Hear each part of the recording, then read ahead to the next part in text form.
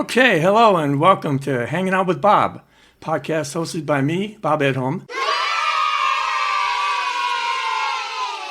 Thanks for joining us, and let's get started.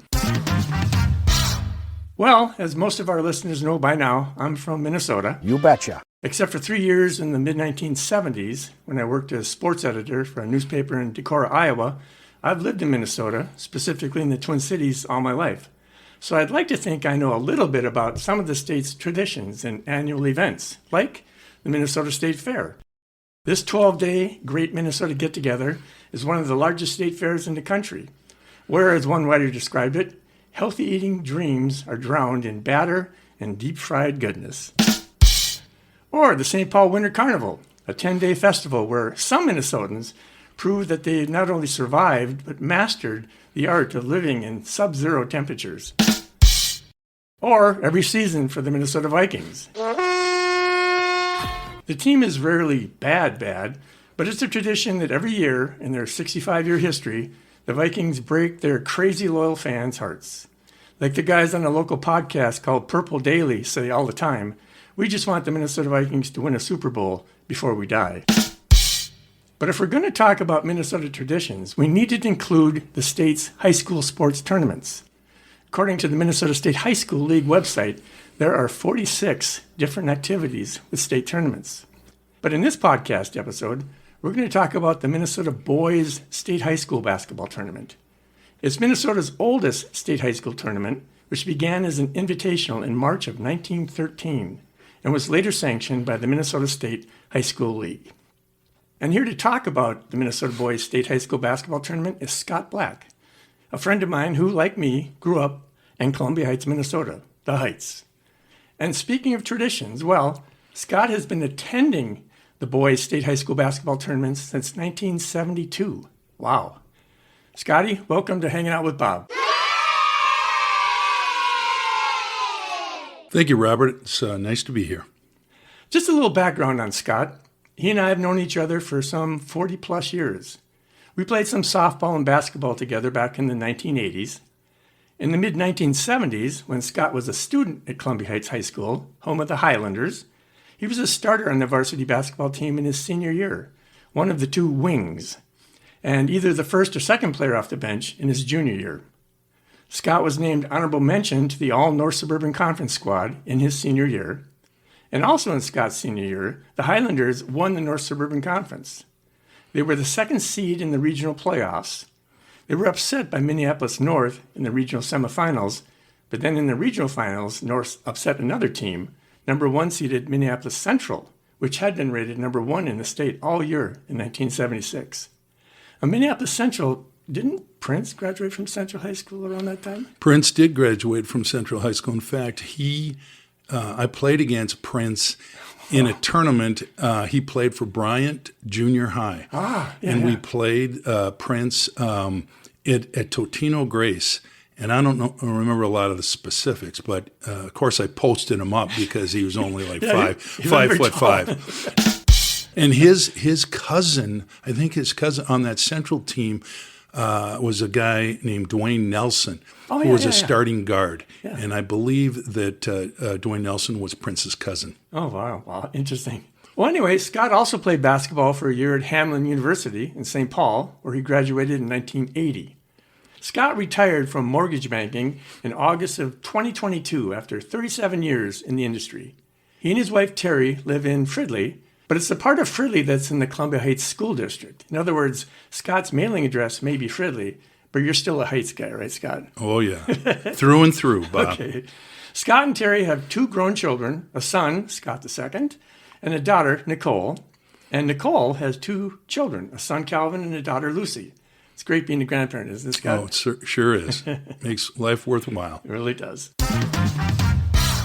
Now, for this podcast, we're covering a period of 50-plus years of boys' state high school basketball tournaments. We can't talk about each and every game that was played in each and every tournament. This isn't going to be a 10-part Ken Burns-type documentary. Not that there's anything wrong with Ken Burns or his documentaries. That said, we will mention the teams that won state championships since 1972 because winning any state championship is a big deal, especially if you went to high school that hasn't won one. So And we will talk about some of the notable players from those tournaments, many of whom went on to star in college and some even in the pros. And what we really want to do in this podcast episode is let Scott share his thoughts and memories from the many boys state high school tournaments he's attended, from the 1970s to the 2020s. After all, this tournament itself has really evolved since the 1970s. For more than 2 decades, starting in 1971, there were 2 classes, A and AA, based on enrollment size of the schools. Then in the mid-1990s, the tournament expanded to 4 classes, 1A, 2A, 3A, and 4A, again based on enrollment size at the schools. Even the rules of the game itself have changed over the decades, right, Scott? For sure. Like in the 70s, there was no 3-point shooting line. What were some other things you didn't have back then? You couldn't even dunk, could you? I mean, I couldn't anyway, but I mean, wasn't that... I don't think so. And so few kids could dunk back then, and now it seems like most of the roster on these teams can dunk. And the venues have changed. It hasn't always been in one place over the last 50 years, and even the uniform styles have changed. I mean, the shorts the guys wear now, they were like really short shorts back then. Yes. The knee-high socks. The knee-high socks. We wore double wristbands when we played. I guess style was very important to us. And I remember, Scott, back then, even in the 70s, the Converse Chuck Taylor All-Stars were the basketball shoe of choice because the NBA even used them. That was the shoe. For sure. And it's funny because those Converse, if you try on those Converse now, they give you zero support. So everyone wear 2 pairs of socks because otherwise you get blisters. Yeah. And our junior year, we decided, tennis shoes were in their infancy. Yeah. So we wore Pro Keds for our junior year. Well, each shoe weighed like 20 pounds. So we ankle weights. Yes, we went back to Converse our senior year. But it's funny now because nowadays the Chuck Taylor All-Stars are the shoe of choice for people like Lady Gaga. Yes. The shoes have come a long way. Yes. All right, so Scott, let's talk about your tradition of attending the Minnesota Boys State High School Tournament. First, Scott, just how did the tradition even start? I mean, when did you go? Who'd you go with? Well, I went originally with my father back in 1972, and how I got into sports. My dad loved sports just like I did, just like my kids do, and he's from a town out west, about 100 miles west, called Renville, and my mother is from the town next door, Danube. And I'll mention those towns in relationship to basketball as we go along here. But and my grandfather was also into sports. He was in education for his whole career. He ended his few schools he was at. He was a superintendent. He was a superintendent at Danube when my mother was in high school there, and he ended his career. He was a superintendent in a town called Renshaw, which is up by Duluth. In fact, they named the football field after him, KB Knudsen Field. Wow. So he initially started as a teacher and a coach, and he took a team to the state tournament in 1937 called Trimont. And I guess it was two towns, Triumph and Montgomery. Oh, sure. Triumph. And rumor has it, I don't know if it's a old wives' tale, but he was so excited and just into going to the state tournament that he forgot my grandma. He had to go back and pick her up. So anyway, and then my dad, there's some history there. He taught initially he was a teacher and a coach in some small towns. He'd coach football, basketball, baseball, and teach 5 different schools at a school, and his compensation was like $3,000.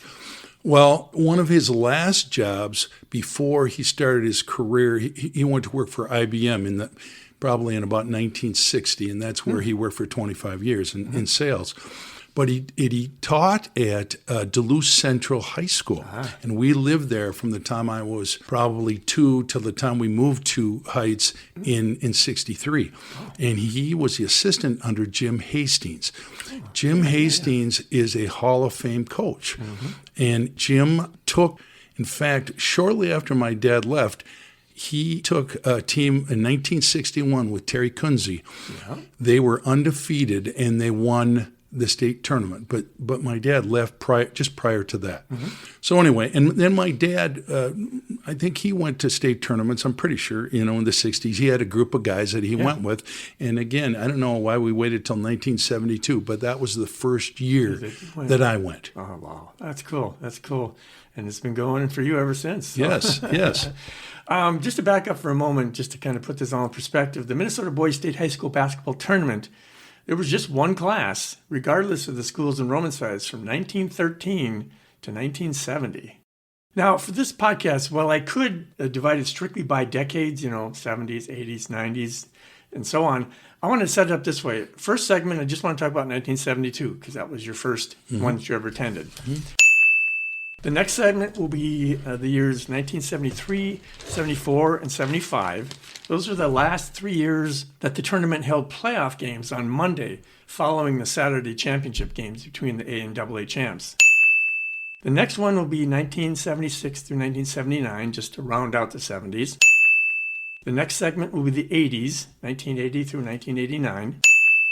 Next, 1990 through 1994. They were the first 5 years of the last decade of the 20th century, sure, but they were also the last 5 tournaments with just Class A and Class AA championships. The next segment will be 1995 and 1996. These were the 2 years when a Sweet 16 format was used. They took the 8 Class A schools and the 8 Class AA schools, but all placed them in the same bracket. Next one will be 97, 98, and 99. Those are the last 3 years of the 20th century, of course, but also the first 3 years of the current format of the 4 classes, 1A, 2A, 3, and 4A. And the next segment will be 2000 through 2009. This is the first decade of the 21st century, the new millennium, the aughts.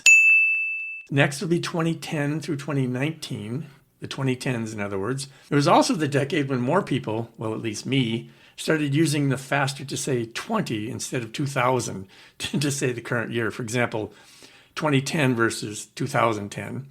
Although I still hear some people say 2000 in front of the year, as in 2025. To each their own, I guess. And finally, the 2020s, the turbulent 20s of the current decade. Okay, Scott, let's go back to 1972, the year you attended your first Minnesota Boys State High School basketball tournament. It was held at Williams Arena, the barn, on the campus of the University of Minnesota. So, Scott, you would have been, 14 years old then? Yes. Okay. It was the second year of the 2-class tournament, Class A and AA. When I went to the Star Tribune archives online, in that 1972 tournament, the first round of Class A games were played on a Wednesday, and then the A games, first round games, were played on a Thursday. So the AA team is taking a day off. Then Friday they played the semifinal games, and then on Saturday they played the championship games. The A was first, and the AA was second, as I recall. And then on Monday they played the playoff game, they called it. How many of those games did you actually attend then in 72, that first time? Do you remember which days you went? I only think that we would go to the quarterfinals. Oh, so we could see all the 8 teams yes. Okay. Or the 8 teams in the AA. Yes. Right. And so we would go to Williams Arena. They'd have a session in the afternoon.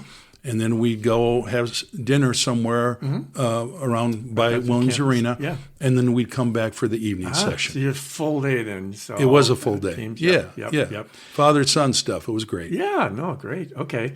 What do you remember about the atmosphere? Were these pretty good crowds? I mean, were they pretty filled? Was Williams Arena pretty filled, or was it sort of filled? Or that's a good question, Bob. You'd probably have to go back to the attendance back then. I know, back in the day, in the 60s, sold out, they would sell it out. Yeah, they'd have almost 19,000 people. Wow. But I think the crowds were decent Still back decent? then. Yep. Yeah. Okay. I saw somewhere that the tickets for both students and adults were $1 and $2.50. But that was 1972 after all. So. Exactly. And I have a program, and I don't, you can't see, the program was probably 50 cents. Okay. All right. For the record, in the Class A final, St. James beat Melrose 57-55 on a 40-foot shot taken by remember his name? Jeff Nessler. Yep. Yes. Banged off the backboard and dropped through the basket at the final horn. In the Class AA final, Mounds View, led by Mark Landsberger's 24 points and 15 rebounds, beat Austin 62-54. And then in the playoff game that following Monday, St. James got an early lead and subsequently stopped Mounds View 60-52 to finish the season unbeaten at 29-0. Nessler scored 22 points for St. James to lead all scorers, and St. James forced Mounds View to commit 21 turnovers in the game, so that made a difference. And Landsberger, I had forgotten this. I remember the year, but I forgot that he had actually sprained his ankle in the championship game. And so, he probably wasn't 100%, but he did still finish with 17 points and 19 rebounds, and he was a player. I'm sorry, so did you see either of those games on the Saturday or the following Monday? Do you remember, or was it just a quarterfinal? I believe it was just the quarterfinals. Okay. But I'm not certain. Right. Well, you saw him at least, right? I did see him. And I remember, Mark Olberding was a sophomore. Yes. Landsberger was a junior. Yep. I have to do a shout out to Renville, my dad's hometown, was in the state tournament, and there were 4 Mulder boys, 3 that were brothers, and one was a cousin. Okay. And Renville back then had a run for probably 3-4 years where they were really good. You'll have schools that will have good runs, and then you won't hear from them for a long time. Wow. Okay. But in kind of a side to that, I went to basketball camp at Gustavus. It was Bill Musselman basketball camp. Okay. And I went when I was probably 7th or 8th grade. So Olberding would have been maybe a sophomore or junior. Because he graduated in 74. In 74. Yeah. So, and he was my camp counselor. So in the morning, we were in bed, and he'd come to the door, boom, boom, boom on the door. And, Mark Olberding, some say, I looked up, they've had Mr. Basketball since, I think, 1975. And someone did a hypothetical, who would be Mr. Basketball if they had Mr. Basketball previously, back then? Yeah. And I think hands down, when he was a senior, he would have been Mr. Basketball. He was something. He was something, yep. And then, did you ever play against Landsberger? Was he too much older than you? Or No, I played against his brother, Paul Landsberger. Okay. And Paul was, I graduated in 76, and Paul graduated in 75. Okay. And Paul was a very, very good player. I think was he might tall have been, as well? He was about 6'5". Okay. I think he might have been the MVP of the conference. He played at St. Cloud, not very long, and then I don't know what happened there. Yeah. Do you remember when you were 14 watching the state tournaments game where you're thinking to yourself, man, I'd sure love to be playing for Heights in the state tournament. Oh, Bob, that was my dream. Yeah. I always wanted to play in the state tournament. Yeah. And in fact, it's kind of funny because we're preparing for a 50-year class reunion. I'm on the committee. So in our yearbook, over the picture of the basketball picture, and I don't know how this got in there, it said, basketball team goes to state. Oh. We didn't go to state, no. But I guess it's one of those things that I wanted to go to state so bad that it's even in my yearbook. Yeah, no, that was funny. I remember when I was in high school, when I was a sophomore, the class of '69 had a really good team, but they lost in the some kind of sectional regional. But we really were hoping they would have gone that year, but it just never happened. So, but it was a dream. I mean, everybody's thinking, "Yeah, we got to go," but it's tough. It was, especially then when there's only 8 teams. Right. I mean, I was getting to that regional that's quite an achievement. Well, prior to the Heights going in the 2000s, they hadn't been to the state tournament since 1930. I was going to say it had to be like almost 100 years ago, just a long 1930. Wow. So after the 1972 state tourney, the playoff game on Monday evening, which followed the A and AA championship games played on Saturday, that continued for 3 more years, 73, 74, and 75. And for the record, in 1973, the Class AA champion, Anoka, beat the Class A champion, Chisholm, 63-56. Again, these were played at Williams Arena. In 1974, the Class A champion, Melrose, with Mark Olberding, which you mentioned, they beat the Class AA champion, Bemidji, 58-42. Pretty decisive. But then when you got Mark Olberding, it's going to make a difference. 1974 was also the first year that the championship games and playoff were held at the St. Paul Civic Center rather than Williams. And then in 1975, the last year of the playoff, the Class A champion, Little Falls, beat Class A champion, Chisholm, 54-50. So it was a close game. Now, did you see any of the championship games that year, or was it the same where we kind of went to the quarterfinals? Well, and semis? the quarterfinals. I will say in '75, a couple of things. Yeah. I got Frank Wackalorowicz Yep. played for Little Falls. Little And Falls. Little Falls had a run there. Yeah. I met Frank at I did a basketball camp. Keith Howe and I. Oh, okay. We were Keith Howe also played. who played for at the Heights. with We you, were yeah, co-captains on the basketball team, Yeah. and we played up at St. John's. We didn't play. We had we were counselors at the basketball camp, and we met Frank Wackalorowicz. Okay. And then, in fact, before in '75, we went up. I think all the players stayed at the Leamington, so we went up and to his room and shot the bull with him a little bit at that time. And then Frank, of course, had in fact, he was the leading scorer at St. John's, I believe, for many years. Wow. And he got a tryout with the Boston Celtics, I believe. Wow. Okay. You'd have to have your people fact checked on that back. The other thing I'll tell you about '75. Fulda made the state tournament. So, and the reason, so I met my wife at work. We both worked for a company called Preferred Mortgage. And I didn't know her at the time. So I'm making conversation. I said, where are you from? And she said, well, a little town by Worthington. I go, well, what town are you from? She goes, Fulda. I said, yeah, Arvid Kramer, Kevin Fury from the 1975 state tournament. She looked at me. She couldn't believe I knew that. Wow. So even state tournament has something to do with how I met my wife. Yep. That's cool. Fulda, that's where Pat Royce grew up, didn't he? Yes, for sure. Sports columnist. Yes. Oh, wow. Okay. All right. I remember reading, Scott, when I was researching this, that when Little Falls played Bemidji for that, or Chisholm, excuse me, for the overall championship, there were only 4,500 people at the game because there was a blizzard that day. It was on a Monday, and people couldn't drive. The weather was bad. Wow. And that was also the last year that they had to play. They probably thought, well, let's quit while we're ready. I think they kind of thought that was anticlimactic. Yeah, they had two champions, and all of a sudden you only had one champion. Right. So it's probably not a bad idea. Do you think it was part of it to see if the little school can beat the big school? Yes, that kind of thing? no David question Goliath about thing? it. So, yeah. Yep. Nice idea, but I can see why let's go overhead. So okay. Right. All right, you mentioned some of the players, Frank. Wackalorowicz. His nickname was Frankie Alphabet. Okay. Yeah. Frank was a great player. And Yeah. when I went to Hamlin, I didn't play in the varsity. I was on the JV, but we played against St. John's, and we had a guy named Bobby Richardson who was about the same height as Frank Wackalorowicz, about 6'5", 6'6", and boy, they battled. Oh, yeah. No question about it, yes. I saw when I was looking it up that when he was in the quarterfinals of that year, 75, he went head to head with Kevin McHale and outscored him 19-10. McHale would have been a junior that year. Right. But still, Right. McHale went on to become a Hall of Famer in the NBA. Yes, and so in '76, we haven't gotten to that point. They played against Jefferson and Ligenfelter. So and Elmer Bailey played in the tournament. He went to Mechanic Arts. And I remember playing football for the Gophers after that. Yes. So great athlete. And of course, Oberding, who was amazing. 4 straight state tournaments he went to. Well, and that was the beginning of Chisholm's run. Of course, Bob McDonald, the all-time leading wins in the state of Minnesota, and all his sons played, and they had unbelievable teams. Yep.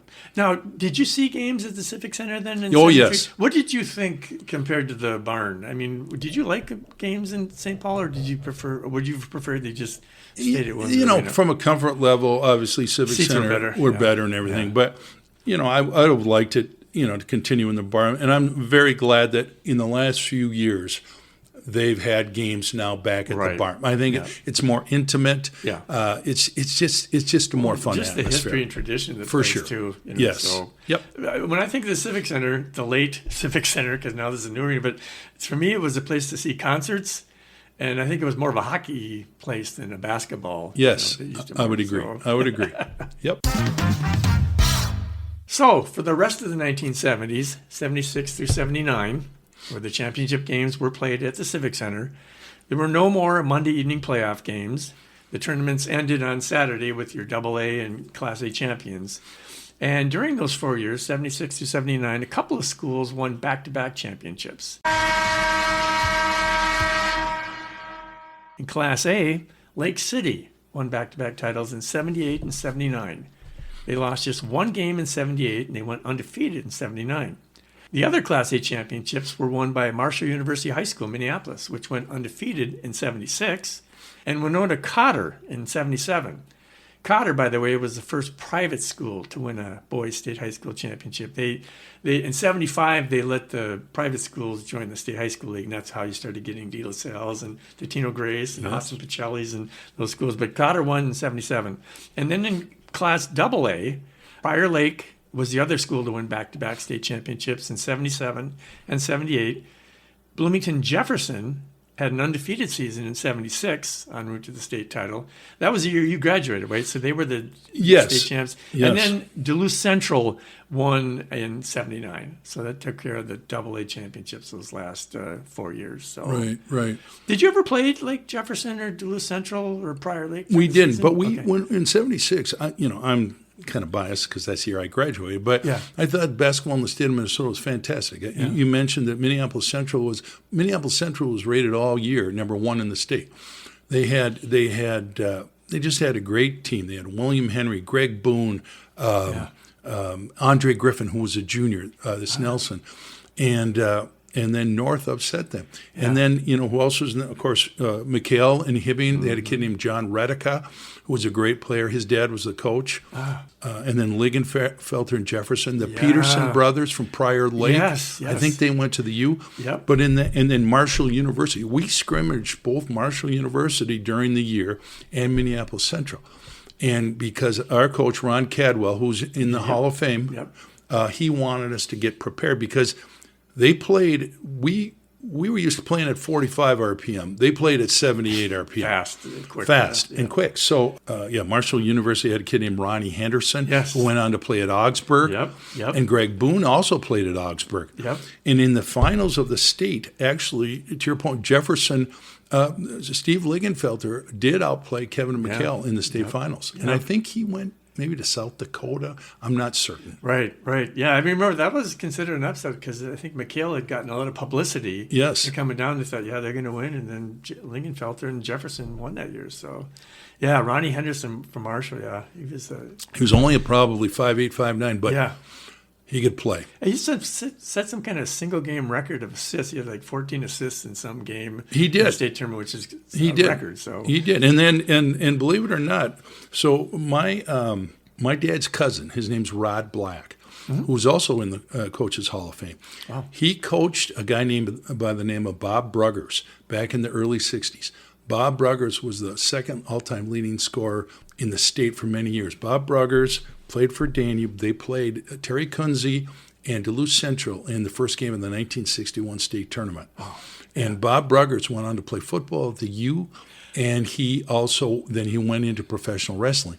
But anyway, my Rod took a team back in probably the early 80s, and his son played Jay Black, not to be confused with Jay Black and the Americans.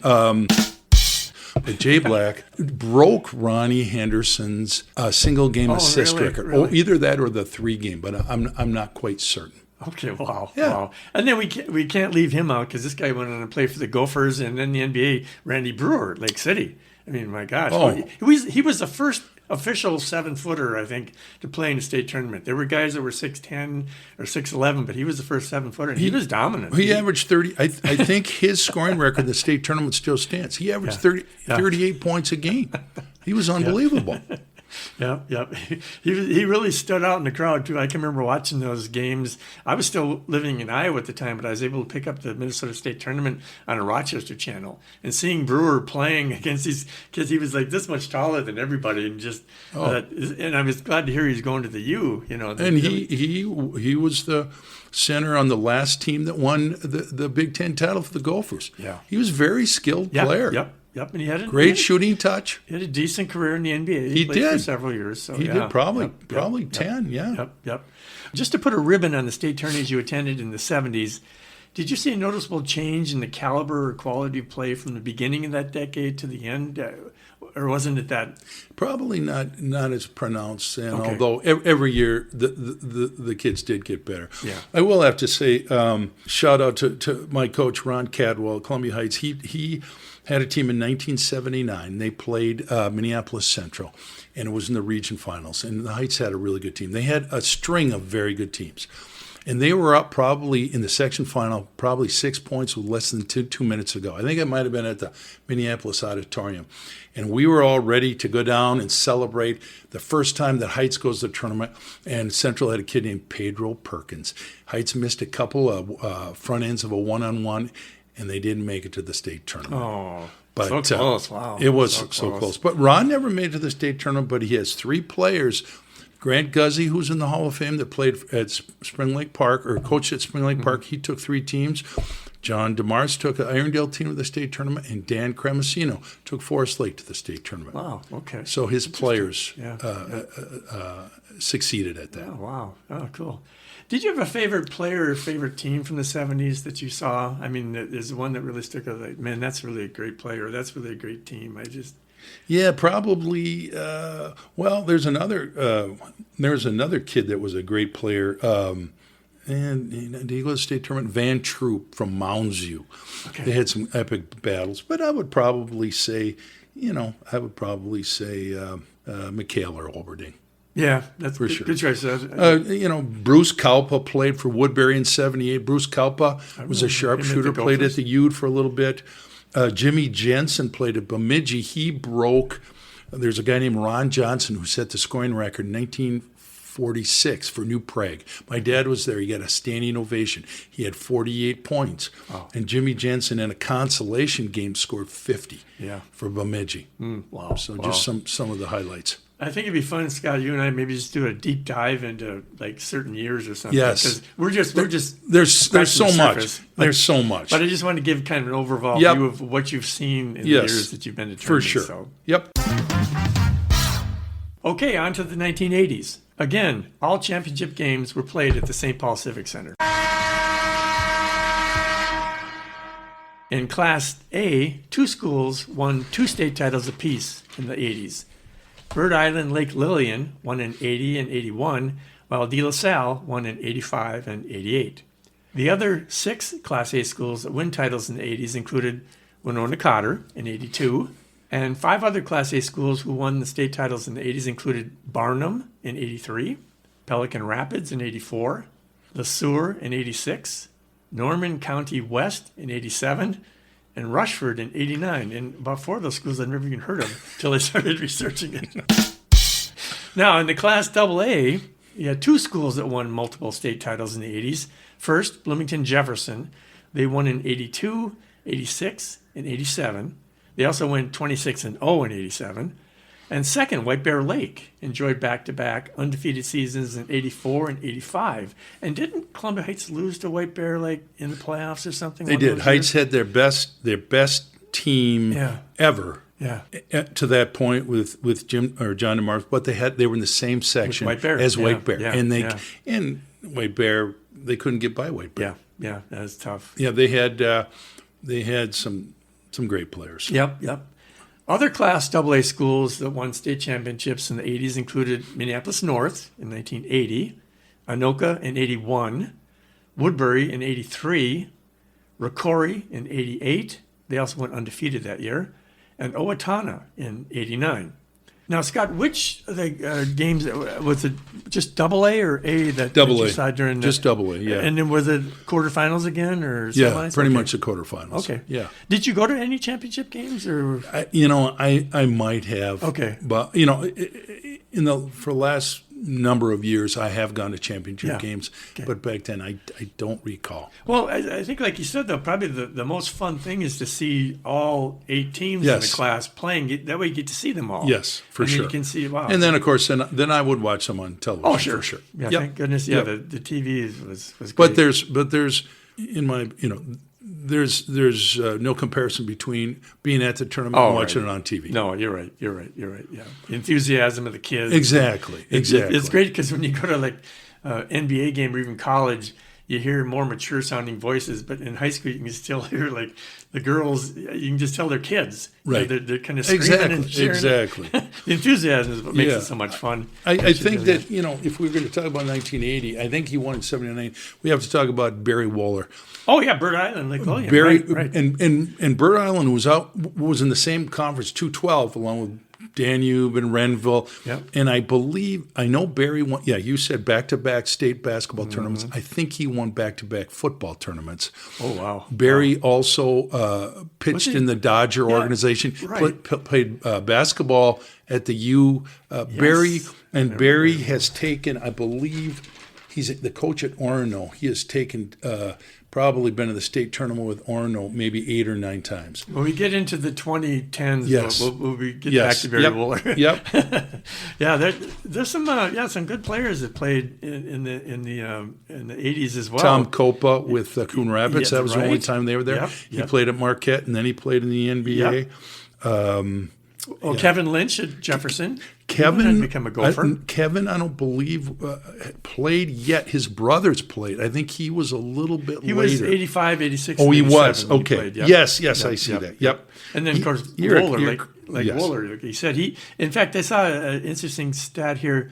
He and Dave Winfield and Joe Mauer are the only 3 Minnesota prep athletes to be invited to all-star games in 3 different sports. Like when they have those. Right. Do they still even have those all-star games? I can't remember, like football and isn't there like a North and a South or something like that? But they were invited to play, and Wohler was one of those great all-around athletes. Right. And was Jim Peterson? Yep. Petrie played, I got him here. He played 78, 79, and 80. Okay, so he just made it. And Jim Peterson. He was Mr. Basketball, too, wasn't he? I believe he was. And he played, John Alt was a great basketball and football player from the Heights, All-State. And they played in all-star teams. And actually, John would outplay Jim Peterson. Wow. But I think Jim was a late bloomer. He had a decent career at the U, but then he kind of flourished in the NBA. I remember him playing for like Houston one year. Yes. They played the Celtics in the finals, I think. They did. With Houston that year. So yes. Good player. Yeah. Yep. Good point. Okay. Brett McNeil played in the. Yes. And he played. He was Mr. Basketball. He played for Western Kentucky. Oh yeah, he was a great player. Sure.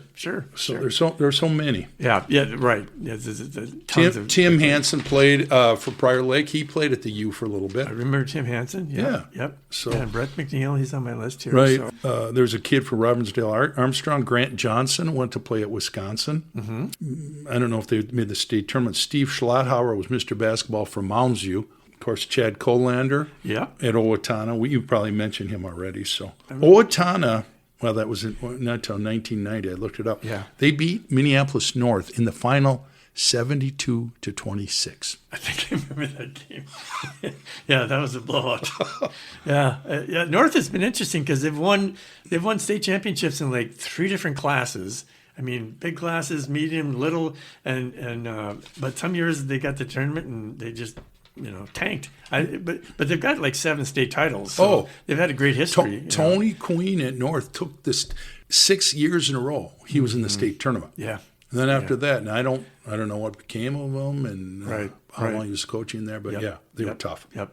What did you think of the basketball in the 80s compared to the 70s? I mean, the quick caliber of play, just the talent of the players. Yeah. They were dunking by then, right? I mean, yeah. Did the 3-point line come in yet, or was that in the 90s? I can't remember. That's a good question. Yeah, I don't know the answer. Okay, to that. that's all right. That's all right. What team or what player and what team do you remember best from the 80s? I know we're covering a large chunk of time, but there's so many. But Kevin Lynch was a great player, and then he had a great career at the University of Minnesota. Yep. He was probably Tom Copa was a great player we mentioned, and the White Bear squad was just He had a kid named Rainier. They had Larry Ogden who played. I believe he played professional baseball. Oh, wow. I believe as well. Maybe he played for the U. I can't quite remember. So, the 80s, good basketball. And I can't comment as much on the A schools. I just didn't follow them as much. Sure. So. No, I understand. So. Okay, on to the 1990s, sometimes referred to as the dot-com decade or internet decade due to the rise of the World Wide Web. But I want to break this decade into 3 segments. The first segment will cover 1990 through 1994. That's because these were the last years of separate Class A and Class AA state tournaments. And again, these games were played the championship games were played at the Civic Center. In Class A, 5 different schools won state championships between 90 and 94. There's Lake City, Chisholm, Austin Pacelli, Maple River, and St. Agnes, the Catholic high school over in St. Paul. That's what's at 90 and 94. And then in Class AA, Owatonna won their second straight because they'd won in 89. So they won in 90. Yes. Cretin-Durham Hall won a couple of state championships in 91 and 93. And the other Class AA champions were Anoka in 92 and Minneapolis Washburn in 1994. Now, how did this work for the AA then? Did they play those all? Did the AA games all happen on the same day again? Did you go to Yes. there? So, okay. At the Civic Center. At Civic yes. Center, okay. Yep. Okay. And I do remember Johnny Tower played for Cretin in 1991. Okay. Who now Johnny Tower is the coach at St. Thomas. Oh, wow. Yeah. And they also had a kid, Arvesta Kelly Jr. Yep. And there was Arvesta Kelly Sr. He played men's league basketball for many, and I don't know where he went to school, but then Arvesta Kelly's son later played for Cretin.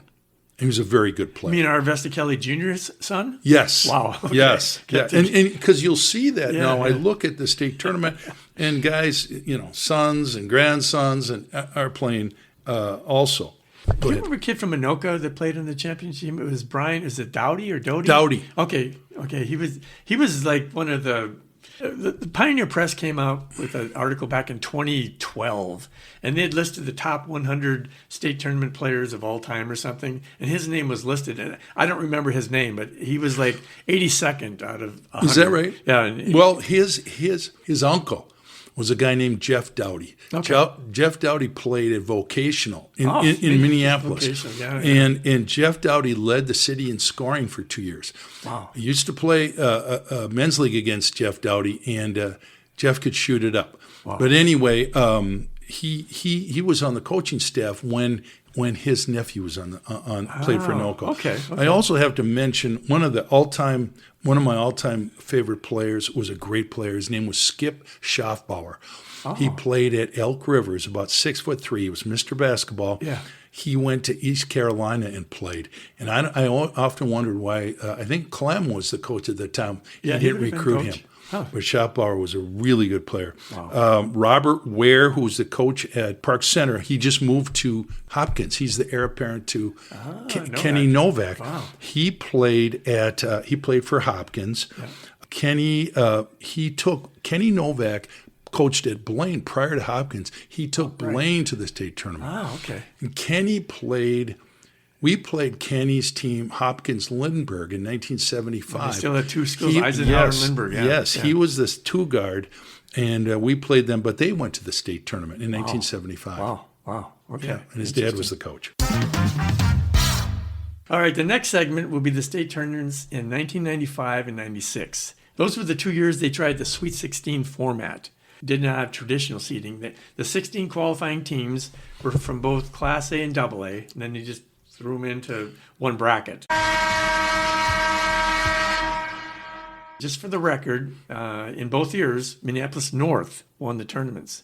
The first year, in 95, they had a close finish. They played a team called Staples Motley, and it was a very close game. It was 54-52. But then the next year, they played Fertile Beltrami. It was 80-47, just a complete blowout. But something interesting about that first game, because Staples Motley had a player named Blaine Yorger. You remember him? I remember him. And what's interesting about that is there's a quote from Khalid El-Amin, who is actually the number 1 player in this top 100 they came out with. Mm-hmm. El-Amin said that this was one of the toughest players I've ever faced. This kid from Staples Motley. Yes. He was just amazing, I guess. He averaged 25 points a game in the tournament and was just, like I said, he gave El-Amin and North all they could handle. So Right. I mean, that North team would go down as one of the best teams Yeah. that ever played in the state tournament. Three state champions. They had 3 kids. Yeah. Khaled El-Amin. These 3 started as sophomores. Ozzie Lockhart. That was Osborne Lockhart's kid, Yes, right? I'm The pretty former sure. Gopher, yep. And they had a kid named Jabbar Washington. Right. And those 3 kids started all 3 years since sophomore, and they were They were great, yeah. They were great. And of course, El-Amin plays at Connecticut, wins a national championship, played overseas many years. And he has a couple kids. One played for Hopkins, one still maybe just graduated, played for Minnetonka. Wow. That played also. They got the basketball gene then. They got the basketball gene. Yeah, for sure. he was a great high school player. Well, didn't he start like he was 14 when he was like a 8th or 9th grader or something? Yeah, He was I that mean, and good. he was 5'10", Yeah. stocky. Yeah. He didn't look like the prototypical basketball player, but he could play. He could play, yeah. Yes. No, he's amazing. Yep. Yeah, I've heard more people when they talk about El-Amin, he says he didn't even look like he'd be that good. But once he was on the court, yeah, he could play. Yeah, I think was he a got player. drafted Yeah. maybe by the Bulls. I'm not certain. Right. Yeah. Okay, next segment. The last 3 years of the 20th century, 97, 98, and 99. In 97, the boys' state high school basketball tournament switched to 4 classes. The official reason, well, there are probably 2 reasons. First, to accommodate a larger number of teams, suddenly go from 16 to 32. And then second, the official reason they gave was to address declining attendance and competitiveness in the previous 2-class systems. Yeah, I kind of forgot about it Yeah. until I was paging through the state tournaments. I'm going, gee, what happened here? It was interesting. Yeah. Well, the thing I read too, Scott, just researching is when they started the Sweet 16 tournaments, they were playing quarterfinal games throughout the state. It wasn't just the Civic Center. They were playing up in like St. Cloud. I think Rochester had some games, and I thought, Yes. I don't think I like that idea. No. The whole idea was to bring them all together. Exactly. And it's funny you should mention that, Bob, because John DeMars took, I think I mentioned that he took Irondale to the state tournament. Yeah. And I can't remember what years, but he played outstate. So Yeah. that's not even like being in the state It tournament seems like for the more, kids. just like more of a regional thing. Yes. Right? So, yes. yeah. No question about it. I do in 97. I got to Yeah. mention a shout out to a guy that I know. His name's Ed Cassidy. Ed brought De La Salle to state that year. Ed played for Simile. He went to the state tournament as a player. He was a year older than me at Hamlin. Played for Hamlin. Very good player. He also took Simile to the state tournament. They were state champions. He also took Bernard St. Bernard's to the state tournament. Yep. And I believe Trevor Mbakwe played for St. Bernard's when he went to the state tournament. I didn't know he went to high school. So Ed, I got to give a shout out to. Yeah, wow. Yeah, that was pretty good. Yeah, Play yeah. and coach 3 different teams in the state tournament. And in the 98, Thorson took The coach of De La Salle. De La Salle. Yep. I'm sorry, Dave Thorson to the state tournament. Of course, he's been at state, multiple championships. And Ben Johnson in '98 played for him as a junior. Yep. Yeah, we'll be getting to him. Yep. And I'm starting to take this thing over. Sorry, Bob. No, that's fine. that's why you're here, because you've seen so many high school basketball games over the last 50 years, probably as much as anybody. Right. And your enthusiasm is what's making this fun. Just you're remembering places and people and all that kind of stuff. So Right. All right, and just for the record, in Class 1A, the three different schools won championships in the years 97, 98, 99. Hancock won in 97. Norman County East, not to be confused with Norman County West, won in 98. And then a school called Southwest Minnesota Christian. And I believe they're in a little town called Edgerton, which had a public high school that won. Was that the famous school? That was like the Hoosiers of Minnesota, right? Hoosiers of Minnesota, Yeah. 1960. Yeah. And they won the state tournament. They beat, in the semifinals, Richfield. And Richfield had a kid named Anderson who played at the U. But everyone in the whole Williams Arena, no one wanted Richfield to win. Right. And Edgerton's coach was a guy named Richie. What's his last name? Anyway, it was his first year coaching. Wow. He wasn't much older than the players. Yeah. Wow. Yeah, that was our Hoosiers. That was yep, Minnesota's yep, Hoosiers. yep. Yes. So anyway, the Southwest Minnesota Christian won it in 99. And then in Class 2A, the first year, Caledonia went undefeated to capture the state title in 97. And then De La Salle won in 98 and 99. Mm-hmm. And 3A, Simley was the state champ in 97. St. Thomas Academy in 98. And St. Paul Highland Park, the St. Paul School, won it in 99. And then in 4A, Minneapolis North, they captured their third straight for the three-peat. Minnetonka won it in 98. And then Mounds View with its 4A champ in 99. Now, do you remember which games that you saw that in those 3 years? Like with quarterfinal type games again? Yeah. Probably quarterfinal type games. I will mention a couple of other guys in 99. Pete Hegseth played for Forest Lake in the state tournament. His father, Brian, was a senior when I was a freshman at Hamlin, and Brian hurt his knee. He was a basketball player, so he had to hang it up. He coached me on the JV. I'll be there. And Brian is from a little town he and his wife called Wanamingo. Oh, yeah. So, I had to throw in there. Wow. Nothing political. I'm just saying he was there. He did go to Forest Lake. He did go to Forest Lake. He was a good player, and his brother was too. Yeah. Jeff Hagan played for Hopkins. He was a junior in 99, went to play for the U. Okay. A guy named Nick Horvath played for Mounds View. He went to Duke, I believe. Yep. And one of the all-time great players went to Iowa State. He was a junior for Tartan, Jake Sullivan. Oh, yeah. Jake's one of the leading scorers, or at that time, he finished up, one of the all-time leading scorers in the state of Minnesota. Great player. Yep. Yeah, and, obviously Elamine from the 90s was great. Ben Johnson, you mentioned him. He was a Gopher coach through last year. Yes. And Nick Horvath. Chad Colander was played in 89 and 90. Yep. Do you remember he was in Minnetonka? Is it Jake? Jake Coopy or Cuppy? Big guy. Yeah, wide body. Shane Schilling played from Minnetonka also, who played at the U. Yep. There was a kid from Totino, Darius Lane, who was a great player. He started 4 years. He looked like a senior as a freshman. He went on to play at Seton Hall. He was probably all conference at Seton Hall. Wow. Great player. Yep, good players come out of that area. So 97 was the last year that the tournament was played at the Civic Center because they ended up tearing it down and built the Excel. But they played a tournament in 98 at a place called the St. Paul River Center. Did you go to any games in 98? I don't think I've ever been inside the River Center. I can't even picture where. It's not the Roy Wilkins Auditorium, is it? I should know this. That's a good question. But that's where they played it because they were kind of in limbo. The River Center. Yeah, the St. Paul River Center. So not Roy Wilkins. Well, that's what I don't know. Maybe, yeah. If it's one and the same. That's a good question. But the barn, they did, let's see, the barn, I think they played in the barn like in the late 90s. There might have been some games there too. Yeah, they went as back the there. Tournament expanded, they needed more locations, so right. they'd play some at Target, some at Civic Center, some at Williams Arena. And then Williams, in the early 90s, I can remember this, they actually did some upgrades to Williams Arena.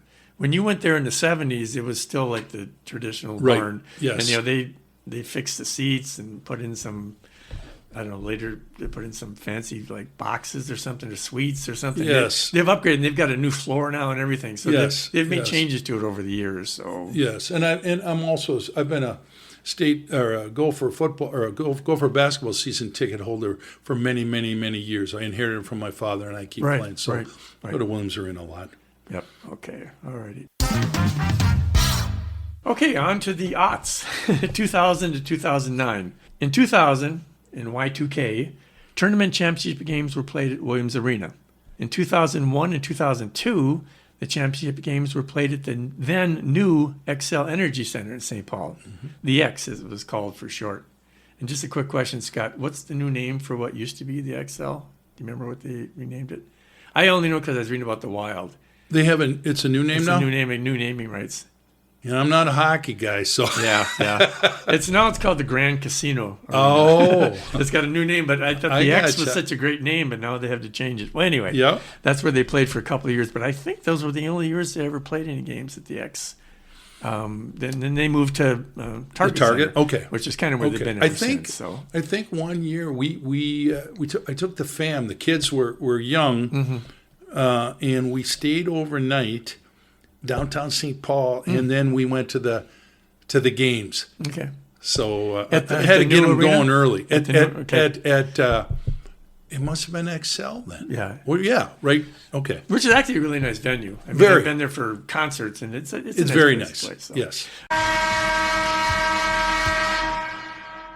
All right, we'll just run through these names, and you can let me know if you've heard of any of these schools in Class 1A, okay? Now, that's at Southwest Minnesota Christian again. Okay.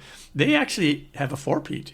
They won in 99, and then they won in 2000, 2001, and 2002, so good for them. Okay. And then Mankato Loyola, must be a Catholic school, they won the championship in 03. Russell Tyler Ruthven in 2004 and 05. Rushford Peterson, they merged. It used to be just Rushford. Now they took in another school. That was in 06. Ellsworth in 07 and 08. And then Granada, Huntley, East Chain in 09. You ever notice the smaller the schools, the larger the names? I know. That's how they accommodate, I guess. So. Yes. And then Class 2A, Litchfield won the state title in 2000. And then you mentioned this a minute ago. Well, it's called Kenyon Wanamingo. Yes. They won the 2A title in 2001. Okay. Litchfield won again in 02 and 03. And then Braham had a nice run there. They won it. They had a three-peat. They won in 04, 05, and 06. Yes. Braham. They had the Dahlman boys. Yes. Isaiah went to Michigan State. Kind of sat on the bench Never for Michigan played, State. yeah, There was yeah. a Noah Dahlman who he did play. I forget where he went to school. And then they were at the top of the all-time. Isaiah one time was the all-time leading scorer. They had a sister, Rebecca Dahlman, who was up there also. Really? Okay. Yeah, they Wow. they had great teams. And my dad got a kick out of those years because his dad, my grandpa, actually grew up in Braham, Minnesota. Oh, okay. The other 1A champions in the aughts included Holy Family Catholic in 07. New London Spicer, they won it in 08. And Pelican Rapids in 09. So that took the 2A. We'll get to 3A now. Minneapolis Patrick Henry also achieved a four-peat. They won in 2000, 2001, 2002, and 03. And then for the remainder of the aughts, there were different 3A champion each year. Mankato West in 04, Shakopee in 05, De La Salle in 06, St. Thomas Academy in 07, Benilde St. Margaret's in 08, and then Minneapolis Washburn in 09. That was like Catholic schools for like 3 years in a row, it looks like there. And then we'll get to 4A now. Tartan won the title in 2000, Osseo in 2001. Hopkins captured 4 4A titles in the aughts, 2002, 05, 06, and 09. Then the other 4A champs included Minneapolis North in 2003, Chaska in 04, Buffalo in 07, and Minnetonka in 08. So they had quite a range, except for Hopkins, of course. They got half of those. So, do you remember which games you saw there in the 2000s in the aughts? Yeah, it was probably. I wish I could remember specifically. I remember names, but not as much. Because they would have been in Target Center by then. Yes, You know, yeah, so- probably quarters. I might have gone to the semis as well. Okay. What do you think of having the high school tournament at Target? I mean, Target is a basketball arena. So It is. It's a good Yeah, place to see games. It's a very good place to see games. Again, it's you have a comfort level there. It's good. I like Williams Arena just because of the intimacy again. Right, But right. Target was it was fun to watch games Good there venue. too. Yep. Yeah. Who are some of the players you remember from the aughts? There's a ton of them, but I mean, who? Are Yeah. some that really- Creighton. Joe Mauer played for Creighton, Right. and they had a kid named Joe Mauer. Could have played D1 basketball as well, probably. yeah. They had a great shooter named Steve Sir, who played at Creighton. That's the year John took Irondale to the state tournament. Oh, okay. Yeah, in 2001. Rick Rickard played yeah. for Duluth For Duluth, East. yeah. And I was looking back on hypothetical Mr. Basketballs back in the day. The year, and I can't remember what the year, his dad was a great basketball player also. Really? I was unaware of that. Wow. Chris Humphreys played Yep, for Humphreys, Hopkins yep. as a junior. Yep. There was a kid from Ellsworth. Oh, yeah. He was the first Schilling brother to play. And there was like 3 different Schillings, and he was the first one. Abu Shamala played for Shakopee. He went on to play at the U. Travis Bush played for Monsview. He was a sophomore. He won Mr. Basketball as a senior. And we mentioned the Dahlman brothers. Yeah. No. Yeah. Oh, Jake Sullivan, Tartan. You mentioned Jake Tartan, Sullivan, right? Jake Sullivan, yes. Yeah, it says here that when I'm looking, he finished with more than 3,000 career points. Oh. Must have been quite a shooter. Unbelievable shooter. Spencer Tollickson played for Chaska. Yeah. Blake Hoffarber was in Hopkins. 2005 as a sophomore. He had the most famous shot Remember ever. sitting down? Yeah, and I have to be honest, I missed one state tournament since 1972. I was in California, and I believe that was the year he hit the shot. 2005. Yes, Eastview. he was sitting down. Double overtime. Yes. Wow. Yes. And here we go. In 2006, did you say Ellsworth won 3 years in a row? Well, he was Cody Schilling was the leading scorer in the state tournament 3 years in a row. Yep. He was 6'5". Yeah. At one point, he was the leading scorer and the leading assist person in the state of Minnesota. That is unbelievable. Yeah. And Rodney Williams was a freshman on a Cooper team in 2006. He went on to play at the U. Mm-hmm. We talked about Trevor Mbakwe. Jordan Taylor played for Benil. Mm-hmm. He went on to play at Wisconsin.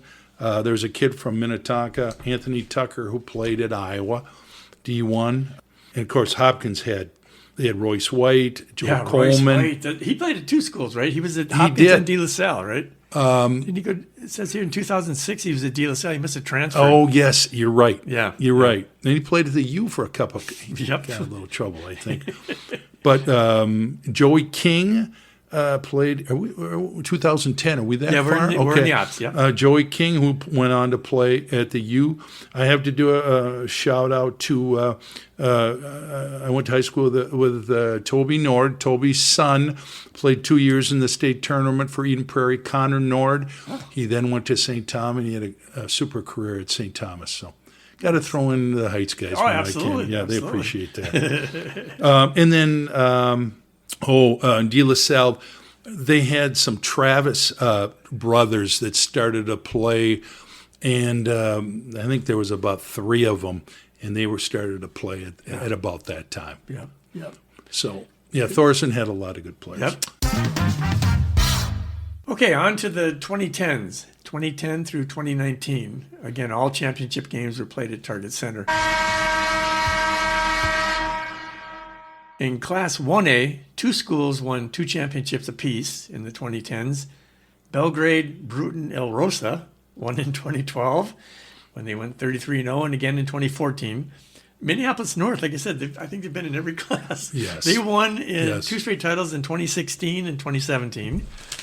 The other Class 1A championships were won by Minnesota Transitions Charter School in 2010, Springfield in 2011, at Southwest Minnesota Christian won again in 2013, Rushford Peterson in 2015, Russell Tyler Ruthin in 2018, and Henning in 2019. In 2A, this school you certainly heard of, Minnehaha Academy won 4 state championships in the 2010s, first in 2013, 3 straight in 2017, 18, and 19. And 6 other 2A champions in the 2020s were New London Spicer in 2010, Perham in 2011, Plainview Elgin Millville in 2012, Esco in 2014, Melrose in 2015. I think that was their first championship since the Oberding era, or it might have been one of the few. Well, for sure, yeah. 2015. So, and then Brigham won another one in 2016. We'll get to Class 3A now. St. Paul Johnson won the title in 2010. They also went undefeated.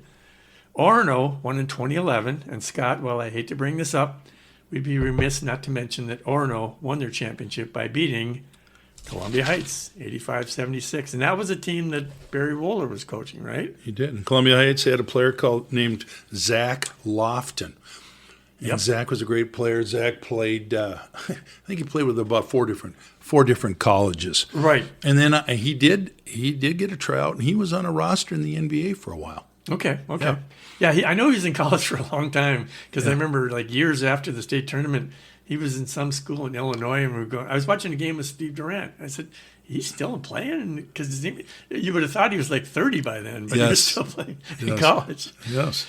But in Class 3A during the 2010 to 2019, De La Salle owned that decade. They won 6 straight and 7 of 8 championships in 2012, 13, 14, 15, 16, 17, and 19. Then in 2018, Delano won the straight 3A title by beating Columbia Heights 65-61. So at least the Heights got to finals a couple of times in that decade. So they did. De La Salle, Thorson liked to win, obviously, but I kind of thought that they probably should have moved up. I mean, I don't think there was any doubt from the first tip-off that they were going to win the state tournament. Right. They had a lot of blowouts. Yeah. And it's one of those things that they probably thought, well, I don't know how we're going to be next year. But just like any schools, with kids transferring districts, they start their 9th grade somewhere, or sometimes they transfer mid-year or they move or whatever. Schools, they are identified with, this is where I want to go to school because this school is really good at basketball. And De La Salle is a private school. They probably had an advantage from a recruiting standpoint. Do you know, because I think Tino Grace did that with football, can a smaller school opt to move up just to face better competition? Because I remember one year Grace won the big football thing. Yes. They beat Eden Prairie, which had like 3 times more students, but they wanted to go up to that class. So De La Salle could have moved. They could have moved, but they didn't. Okay. Yeah, and I'm sure during the year they played the bigger schools all the time because they wanted better competition. But when it got to the state tournament, there was never any doubt who was going to win it. Right. And speaking of Class 4A, the 2010s were dominated by 2 schools. The first was Hopkins, which won 4 state championships in 2010, 11, 16, and 19. And the second was Apple Valley, which won 3 titles in 2013, 15, and 17. The other 3 schools to win 4A championships in the 2010s were Osseo in 2012, Lakeville North in 2014, and Cretin-Durham Hall in 2018. Which games do you remember seeing then, Scott? We're getting kind of closer now to it's not as far back. Yeah, when I remember when Tyus Jones played at the Target Center. Valley, and one of the things about the state tournament is a little different. Back when we go originally, there was a lot of us basketball junkies that would go to the state tournament. Right. There aren't as many of us anymore. The people that go to the state tournament are the people whose schools are in the state tournament. Yeah. In fact, you'll have a session and a team will they're done with their game and then they all leave. Okay. I remember when Tyus Jones was a senior and they played for the state title. And my son and I were there. By this time, my son was joining us. I can't remember when my dad stopped going. We passed in 2014. But anyway, my son would go. We left our seats to go to get something to eat. We came back. There was no room. We had to sit up in the upper echelon in the Target Center. Were those and the general second admission seats? Pardon me? Were those general admission seats? So you could yes, say, hey, yes. sit in my seat. No, we couldn't do that, okay. which was surprising because it would never get filled up. But I do remember that got filled up when Tyus Jones played. Yeah, he was. I was gonna say, who were some of the during the aughts? Who were the players that you really remember? Whether it was state tournament or regular season, because you saw so many basketball games. Oh yes. One of the guys. One of the best performances I've ever seen in the state tournament was there was a kid named J.P. McCurra who played for Lakeville North. Okay. And he was about 6'5", and he was confident, borderline cocky. He was cocky. Yeah. And he dominated. And he went on to play college basketball. He might have got went out east, and I can't remember where he played, but he was a great player. Was that the year they won the state too? I believe that was okay. that was, I believe. Now, I know Yeah, it had to be because he was a sophomore. He was in 2012. Yes. Okay. But he's had one of the great performances that I remember in the state tournament. Of course, Hopkins had Amir Coffey. Yeah. They had one of Ishmael El Amin, who was one of Khaled's kids. Trey Jones and Gary Trent. Trey was a freshman and Gary Trent was a sophomore in 2015. And that's when Apple Valley obviously had their run, right? And then De La Salle had great teams. They had Gabe Kelser, who played as a sophomore in 2016. They had a kid named Gonar Mar. Tyrell Terry played as a freshman. He went out to Stanford. Lakeville had great players, and they have a pipeline. Their kids all seem to go to Wisconsin. Oh, right, yeah. They that's do. Right. There's a lot of players. Yes, they had a kid named what was it? Nathan Reavers, who played at Wisconsin, good player. And then Daniel Otero in 2017 played for Creighton. He went on to play at the U. Tyler Wall was at Lakeville North. He also went to Wisconsin. Yeah. And then, of course, you had, for Minnehaha Academy, you had Jason Suggs and Holmgren. Chet started playing as an eighth grade. When he was only 6'9" or whatever. Exactly. So, they were, and then you mentioned in 2018, the Heights played Delano. They had a kid, Delano, named Calvin Wishart, who was just a great player. In fact, I go down to play in the summer. They have a summer league this year.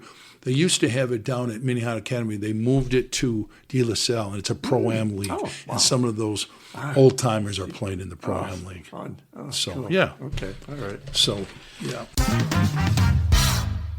All right, on to the 2020s, or as some people are calling this current decade, the turbulent 20s. Case in point, the year 2020. Because in 2020, there was no state tournament. It was canceled due to the COVID-19 pandemic. Yes. And Scott, since this podcast is about your thoughts and memories of the Minnesota Boys State High School basketball tournaments, we'll move on to the tournaments that you have seen since that canceled tournament in 2020. The state championship games for 2021, 22, and 23 were played at Target Center, but the title games for 2024 and 2025 were played back at the barn in Williams Arena. Yes. And this was due to some scheduling conflicts. I know they've been playing at Target Center since 2003, but it just wasn't available for the last couple of years, so they went back to Williams Arena. We'll go through Class 1A quickly. Hayfield won it in 21 and 22, so they went back-to-back. Russell Tyler Ruthven won in 2023. Cherry won the title in 2024, and they have Gophers have a player, is it Isaac Asama? Yes, Asama? yes. He played for Cherry. Yes. In a little small school in a small class. Yes. And then Dawson Boyd won it all in 2025. In Class 2A, in 2021, Waseca won their first state title since way back in 1918. I looked that up. Annandale also won their first state championship in 2022. I worked with a guy that was from Annandale. He's really pumped when they won because he'd played in high school and never won. Albany, and I've heard of them. They won 2A titles in 2023 and 25, and they went undefeated in 25. And then Breck School won the title in 2024. Yes. In that Class 2A. Yes. Now we'll get to 3A. Minnehaha Academy won it in 2021.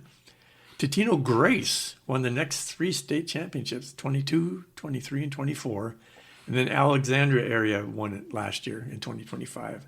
And then the 4A, the big classes. Wayzata captured titles in 21, 23, and 25. Park Center won the championship in 2022. And Minnetonka won the title in 2024. So, in getting back to 2020, Eden Prairie had a team that was fantastic. They were undefeated. I think they would have. I felt bad for those kids because I think they would have. In fact, they played Minnehaha Academy that year with Holmgren and Suggs, and they beat them handily. I think they would have. Wow. Wanted. In fact, the people that I feel the sorriest for were the kids that would have graduated in high school in 2020. I mean, they missed proms. They missed. That was just very terrible tragic. Terrible time. So. For sure. But it sounds like, at least as far as tournaments go in the 20s, there were some good teams, some good games, and some really good players. There were. I think that, now, Totino Grace, they were a football school for many years. Right. And they're kind of a basketball school, right? Yeah, they had some great players. They have a kid named Isaiah Johnson, who went to Miami, and then then their coach left, so he went to Iowa. Then the Iowa coach left, so now he's at St. Thomas. Yes. They had a kid named Tyson Chapman, who went to OSU. Yep. Wayzata is now they're on a roll. Mm-hmm. In fact, they have gone to the state tournament. We go to section finals. In fact, Steve Durant and I, who's you've had on a podcast about music, he's one of the people that I go to a lot of basketball games. And backing up a little bit, I now for many years I go to the quarterfinals and I go to the semifinals of the big schools, and then I go to the finals Saturday night. And it's either a 3A and a 4A, sometimes a 2A and a 4A, but they always have the 4A. Mm-hmm. So, but the section finals, and Wayzata has beaten Hopkins the last probably 4 or 5 years. Yeah. And both teams are going to be very good again. And Kenny Novak, he's shooting to become the all-time leading wins coach in the state of Minnesota. He's about 20 behind Bob McDonald. Oh, from Chisholm. From Chisholm. Yeah. So he might surpass it this year. Wow. So, a great game that I saw at Target Center was Wayzata beat Park Center. It was kind of an upset, and it was kind of a kid named McAndrew, who's 6'8". He ended up, he was his junior year. He ended up going to Creighton, but he was kind of his coming out. They had a kid named Tibbetts who was the point guard. He went to St. Thomas. Nolan Winter, who's now at Wisconsin, played for Lakeville North. In 22, Trey Holloman was for Cretin-Durham Hall. Who he played at Michigan State. He's probably done now, although now it seems like these kids can play 5-6 years. I quite understand that. And then, of course, Braden Carrington, who played at De La Salle. No, I'm sorry, Park Center. And he played at the U, and now he transferred somewhere else. Now he's back in Wisconsin. Yeah, so there's some really good basketball players. Yeah. Really good basketball players.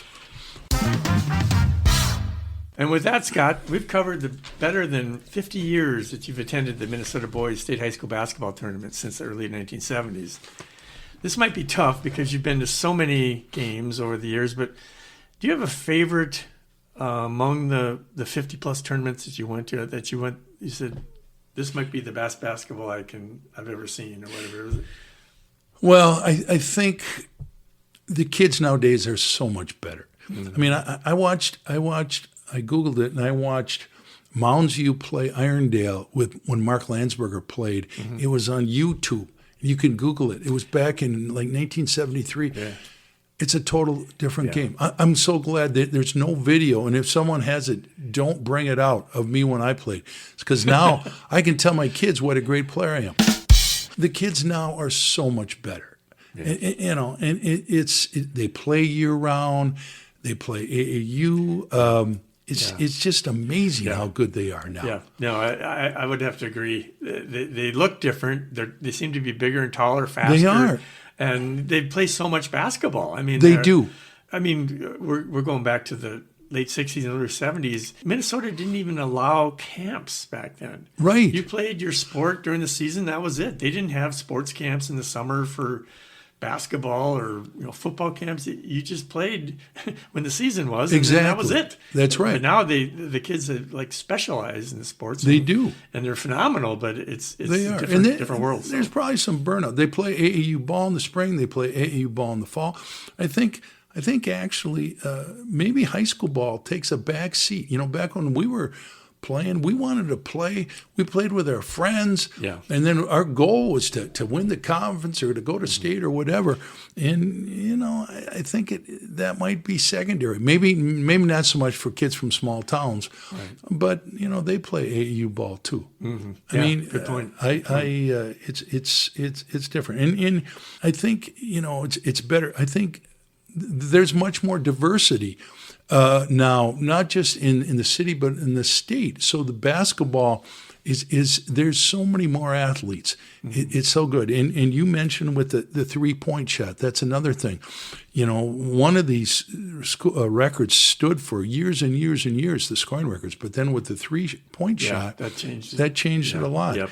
And the other thing is, we talked about it too. Kids will, they said, well, I want to go play at this school, or I'm going to transfer to this school because they have good basketball. Yeah. That's, not that I like it, but that's what the colleges do. That's what the pros do. It's just a sign of the times. It is different. Yep. Yeah. Well, and that's why I wanted to, I think, talk about the state tournaments with you, because the world has changed and so are the tournaments. What is your, if it's possible, what is your favorite memory or favorite player or favorite team of all the tournaments? I know that's a lot to look back on, but right. you just remember this was probably the most fun tournament I went to, and games I enjoyed the most. It probably was back before I graduated from high school, because that was something that you dreamed about. I dreamed about doing myself. Mm-hmm. That I aspired to play in the state tournament, and so I'd watch this, and I'd watch these players, and it's like, man, that's what I do. Yeah. What I want to do. And to be very honest, I really enjoy reading and talking about the state tournament in the early 60s. In fact, I'm going to have, and I told you, Bob, that you should have Terry Kunze on your show, who played for Duluth Central. I've never met anyone, and then he played at the U. He played professionally. He coached at the U. He coached in Europe. There's two people that love basketball, who know basketball, and that's all that they talk about. Terry Kunze and Ziggy Calls, the late Ziggy Calls, who coached at Mounds View. I student taught at Mounds View, and my degree is education. Yeah. I never used it, but Ziggy was there, and that was in 1979. And every day Ziggy would corner me, and I loved it because we talked basketball. And I'd see Ziggy at state tournaments all the time. Yeah, I love going to the basketball tournament. I still love it. Yeah. And I go, and your brother goes sometimes. Mm-hmm. My son goes with me now. It's a tradition. It is a tradition. It's a tradition. Yeah. I love it. So hopefully I can keep going for a long time. Yep. Go ahead. I was just going to say another thing, that's some of the improvements. The fact that they seed teams now. Mm-hmm. At first, they only seeded, I believe, 1 through 4 in the different sections, or in the different classes. And now I believe they do 1 through 8. I was talking to a guy, he went to Totino Grace in 2000, where they were the number 2 team in the state, and Henry was the number 1 when they won 3 in a row. They drew Henry the first round, so they had to play them. Mm-hmm. Now there's also talk about, well, maybe we should only, because some sections sometimes are historically weak, or they should have seeding for all the teams in the state, and they do it that way. Wow. I'm not a big fan of that. I think. You mean from the start of the playoffs? Yes. Wow. So then you have, perhaps, in theory, the best teams in the state, no matter, you could have 3 teams from this section go to the state. I'm okay with the way it is. Yeah. I am. Well, this has been fun, Scott. We've covered so much, and thanks for. For the record, you brought notes. You had a lot of stuff. You were really prepared, and you've got a lot of anecdotal stuff, which really helped a lot. I just want to give you the last word, what the state basketball tournament means to you, and how big a part of life it is for you, just every year. Oh yeah, it's I'm kind of a context guy. I live in the same neighborhood. I have the same wife, the same job, all that stuff. I'm not much for change. But the state, it brings you back. It brings you back to, yesteryear. Maybe this is hokey, but with things were simpler, and you think about going to the state tournament with your dad, and then with your son, and it's just something that's just. Well, I think that's what's really neat. Near and dear. It started with your dad, and now you got it going with your son. So yeah, it's something to look forward to every year. So. Exactly, and now I'll never. I plan. I'm in town for the state tournament. I'm not going to travel anywhere, And my wife knows that too. So, Yep. so my daughter's been to the state tournament with me too. I can't, and at some point, hopefully, my grandson, my granddaughter will go to the state tournament too. Bring them to the tournament. Exactly. 3 generations. That's right. That'll be good. Yep. All right. Well, Scott, this has been a blast. I'm impressed, with your memories. Just the fact you've been going to tournaments for as long as you have. I think years ago, I think it was during the pandemic, Royce did a column on a guy who had been to like 60-some tournaments. Yep. Well, you're right up there. I mean, right. I think the stories you could tell, and you've shared a lot with us today, but I do appreciate it. So, I wish my memory was a little bit better, but it's looking at the programs and everything, and that kind of brings things back a little bit. And we didn't talk about it much, but next to us, you've got a pile of programs from probably 72 to sometime in the 2000s, right, when they still printed them? Until they printed them. Yeah, and then I was at the club, and I saw Jim DeMars. Mm-hmm. Jim DeMars is a Heights guy. Heights graduated. His son, John, played at the Heights, one of the all-time great players. And Jim said, hey, I have programs back to 1951. I said, Jim, don't throw those away. No, that's a collectible for sure. So, no, that's great. Yeah, that's great. It's been fun, and it's been fun. And I printed a bunch of stuff looking up, how long people have been coached, how many times they've been to the state tournament, and this and that. It's fun. I'm retired. I have a lot of time to do that. No, it's a great hobby then, I guess. It is. It's almost like a vocation for you, but that's right. But thanks for sharing all your memories, Scott. Really appreciate it. So thanks for having me, Bob. And again, to our listeners, thanks for hanging out with me, Bob Edholm, and my friend Scott Black. We hope you'll join us for the next episode of Hanging Out with Bob, wherever you listen to your podcasts. And until then, bye.